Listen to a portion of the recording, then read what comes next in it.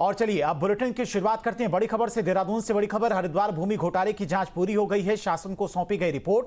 IAS Ranbir Singh Chauhan ने सौंपी report और सवालों की घेरे में कई अधिकारी हैं। कई अधिकारियों पर गाज गिर सकती है। जमीन खरीद की प्रक्रिया को दोषपूर्ण माना गया है। 14 करोड़ की जमीन को 54 करोड़ रुपए में खरीदा गया था, इस बात का खुलासा हुआ है जांच में। तो देहरादून से यह बड़ी खबर, हरिद्वार भूमि घोटाले की जांच पूरी हो गई है और रिपोर्ट शासन को सौंपी जा चुकी है। आईएएस रणबीर सिंह चौहान ने यह रिपोर्ट शासन को सौंपी है और इसके बाद अब कई अधिकारियों पर भी सवाल उठ रहे हैं। कई अधिकारियों पर गाज गिर सकती है। जमीन खरीद की प्रक्रिया को दोषपूर्ण माना गया है। महज 54 करोड़ की जमीन को 14 करोड़ की जमीन को 54 करोड़ रुपए में खरीदा गया था।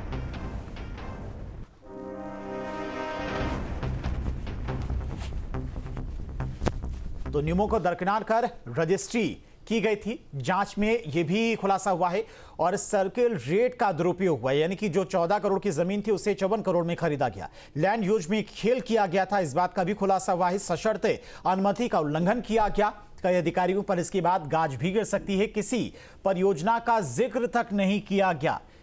जांच में यह भी बात पता चली, जमीन चयन का कोई औचित्य नहीं था। नियमों को दरकिनार कर रजिस्ट्री की गई थी, इस बात का खुलासा हुआ है। और जो सर्किल रेट था उस जमीन का, उससे कई गुना ज्यादा दाम पर वो जमीन खरीदी गई, यानी कि 14 करोड़ की जमीन को 54 करोड़ में खरीदा गया, जिसमें कई अधिकारियों की मिली भगत थी, इस बात का भी खुलासा हुआ है। और अधिकारियों पर गाज भी गिर सकती है। आईएएस रणबीर सिंह चौहान ने आज शासन को पूरे मामले की रिपोर्ट सौंप दी है।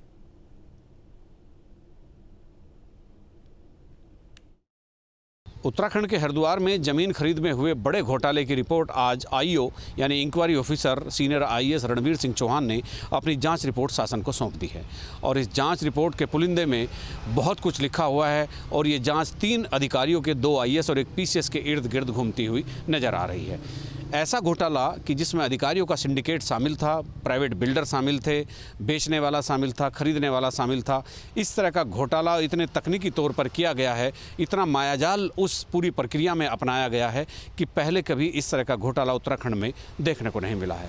जांच रिपोर्ट सौंप दी गई है। सभी की निगाह मुख्यमंत्री पुष्कर सिंह धामी पर लगी है कि भ्रष्टाचार के खिलाफ उत्तराखंड में चल रहे अभियान में छोटे अधिकारियों के बाद अब क्या बड़े अधिकारियों का भी नंबर आएगा। मुख्य सचिव सुखबीर सिंह संधू ने एक आदेश जारी किया था और सभी पूरे प्रदेश के सभी विभागों के विभागाध्यक्षों, सचिव, प्रमुख सचिवों, जिलाधिकारियों को ये आदेश दिया गया था कि किसी भी प्रयोजन के लिए अगर कोई सरकार का विभाग ज़मीन खरीदता है तो ज़मीन खरीदने से पहले एक स्थल चयन समिति होगी जिसका अध्यक्ष डिस्ट्रिक्ट मजिस्ट्रेट होगा। स्थल चयन समिति स्थलीय निरीक्षण करेगी, अपनी रिपोर्ट देगी और अगर वो सहमत होगी तो ही ज़मीन की खरीद की जा सकेगी। लेकिन हरिद्वार नगर निगम ने जिस तरह से ज़मीन खरीदने में जल्दबाजी दिखाई है, उसमें स्थल निरीक्षण कमेटी का तो कहीं कोई लेना देना ही नहीं है। डिस्ट्रिक्ट मजिस्ट्रेट ही पूरी तरह से गाफिल हैं कि कोई स्थल निरीक्षण समिति भी, स्थल चयन समिति भी कोई होती है। तो इस तरह से जो सरकार के पुराने आदेश थे, पूर्व मुख्य सचिव सुखबीर सिंह संधू ने स्थल चयन समिति का जो एक आदेश जारी किया था उसको भी दरकिनार करके हाशिए पर डाल दिया गया और जल्दबाजी में, और इतनी जल्दबाजी की गई कि उस ज़मीन को खरीद कर करोड़ों रुपए इधर से उधर कर दिए गए। करोड़ों रुपए की ज़मीन खरीद के इस खेल की तकनीकी पहलुओं को आप समझने की कोशिश कीजिए। एक विभाग, कोई भी सरकारी विभाग, जब कि उसे ज़मीन की आवश्यकता होती है तो वो एक प्रोजेक्ट बनाता है और उस प्रोजेक्ट को तैयार करके ये बताया जाता है, सरकार को कन्विंस किया जाता है कि हम इस प्रोजेक्ट के लिए इस ज़मीन को खरीदना चाहते हैं।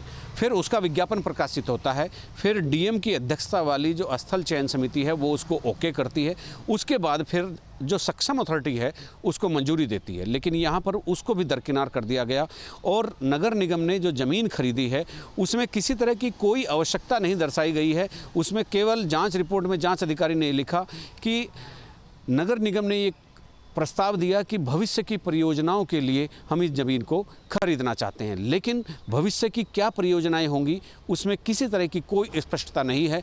और ज़मीन जिसकी लागत, जिसकी कीमत 14 करोड़ रुपए की थी, उसे 54 करोड़ रुपए में खरीद लिया गया। जहां भक्ति है हर शब्द में, कथाओं में छिपे हैं दिव्य रहस्य और ज्योतिष देता है जीवन को दिशा। धर्म से जुड़ी हर बातों को जानने के लिए हमारे चैनल स्तुति को सब्सक्राइब करें। चैनल पर जाने के लिए इस लिंक पर क्लिक करें।